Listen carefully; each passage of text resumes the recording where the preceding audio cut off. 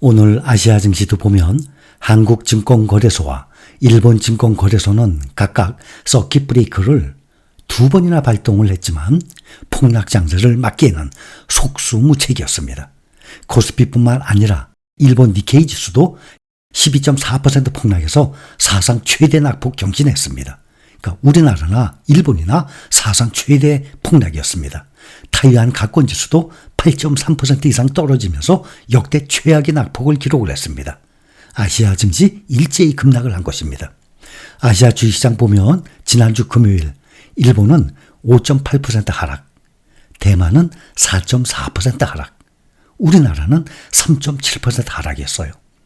그런데 오늘은 2배 이상으로 뛰어올랐습니다. 그 폭락의 폭이. 지난주 금요일 일본이 5.8% 하락인데 오늘은 12.4%. 또 대만이 금요일날 4.4였는데 오늘은 8.4%. 또 우리나라는 3.7%였는데 오늘 8.77%.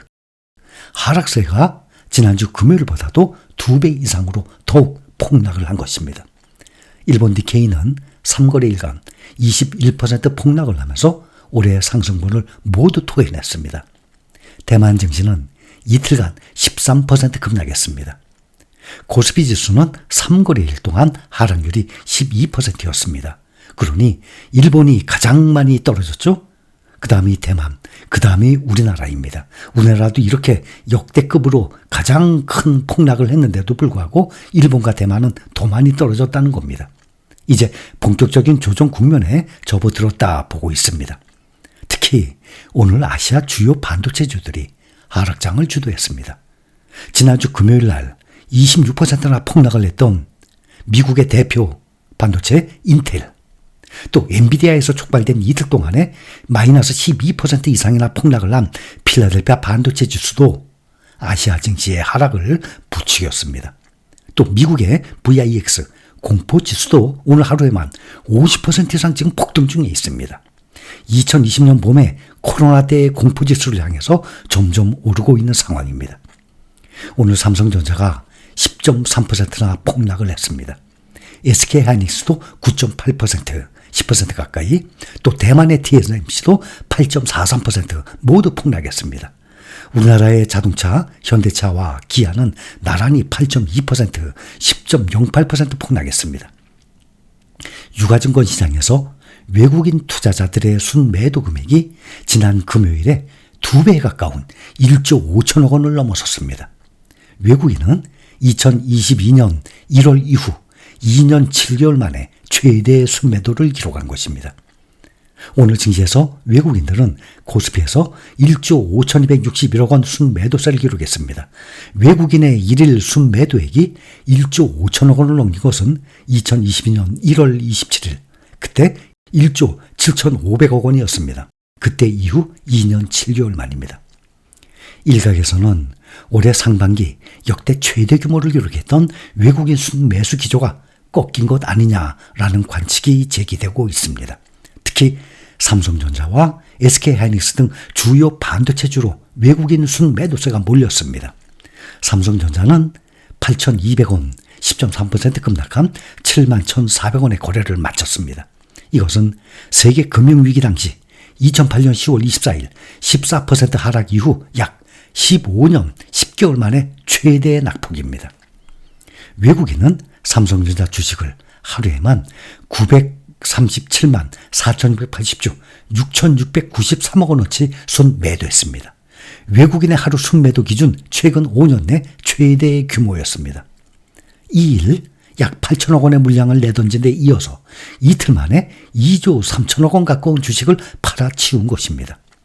AI 거품론이 확대되고 있는 가운데 외국인들의 매도는 삼성전자, SK하이닉스 등 반도체 관련 종목에 집중된 것입니다.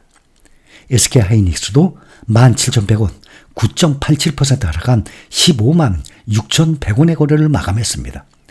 하이닉스가 종가 기준 15만 원대를 나타낸 것은 지난 3월 20일, 그때 15만 6,500원, 그때 이후 4개월 만입니다. 외국인은 SK하이닉스 주식을 1,581억 원어치 순매도했습니다. 오늘 코스피에서 거래된 종목 937개 종목 중에 상한가 1개 종목, 그리고 11개 종목만 상승을 보였고 모두 다 하락했습니다. 지난주부터 시작된 증시 폭락에 빚을 내서 투자한 일명 빅투족이라 그러잖아요. 반대 매매에 아마 떨고 있는 사람들 많을 겁니다.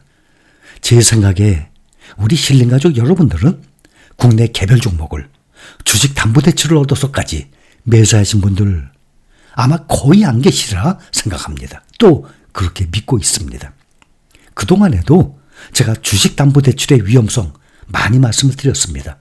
B2라는 것들이 나올 때마다 제가 이 주식담보대출의 위험성, 이 반대 매매가 무엇인지 지속적으로 말씀을 드려왔기 때문에 더군다나 우리는 미국 시장 전체에 투자하는 ETF 종목에 주로 투자하고 있지 국내 개별 종목에 투자하시는 분들이 그렇게 많지는 않을 것입니다.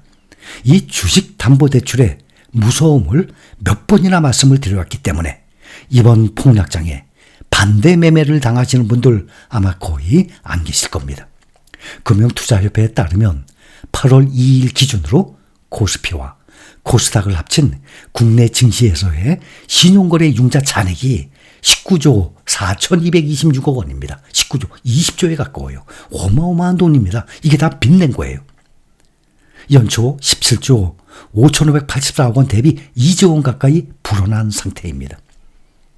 시장에서는 추가 하락이 이어질 가능성 지금 계속 보고 있는데 현재 미국발 경제 침체 우려와 더불어서 특히 이스라엘, 이란 전쟁 가능성 등의 중동 긴장이 고조가 되면서 글로벌 주식 매도세가 확대될 가능성이 있다는 것입니다.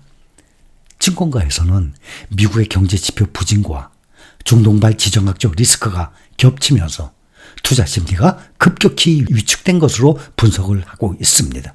전문가들은 코로나 이후 이어진 강세장에 따른 일시 조정이라는 데 무게를 두고 있지만 한편 또 일각에서는 인공지능 AI 버블 붕괴에 따른 장기 침체의 전조현상이라는 분석을 또 내놓고 있는 사람들도 있어요. 오늘의 아시아 주식시장의 폭락 원인은 이미 다 제가 말씀을 드렸던 내용들입니다. 글로벌 주식 투매를 촉발한 것은 미국의 각종 경제 지표 부진들이 원인입니다. 지난주 미국에서 발표된 제조업 지표, 고용 지표가 모두 시장 예상치를 밑돌면서 미국 경기 침체 우려가 확산을 하고 있는 것입니다.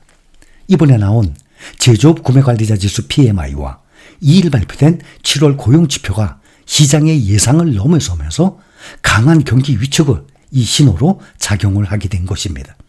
특히 올 초 3.7%였던 미국 실업률이 전문가들의 전망을 뛰어넘어서 지난 7월 4.3%로 높아진 것입니다. 7월 실업률이 2021년 10월 이후 최고치 4.3%까지 기록을 했고 비농업 부문도 지금 시장 예상치를 크게 밑돌았습니다. 그런데 현재 미국의 실업률 4.3%로 장기 침체에 빠졌다고 해석하는 것은 그건 당연히 무리가 있다고 생각합니다. 경기 침체를 결론하려면 실업률이 5%가 넘어서 6%대는 올라가야 하는 것입니다.